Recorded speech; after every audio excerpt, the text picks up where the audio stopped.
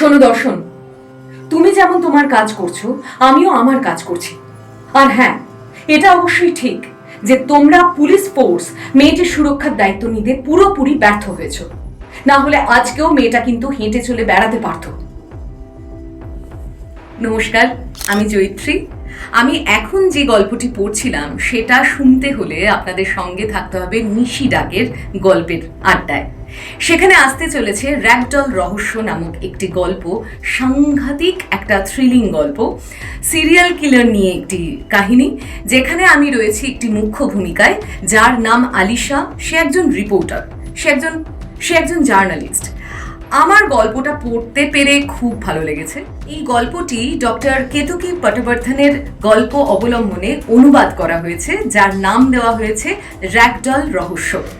আপনারা অবশ্যই নিশি ডাকে এই গল্পটি শুনুন, ভালো কাজের সঙ্গে থাকুন, আমাদের পাশে থাকুন, ভালো থাকবেন।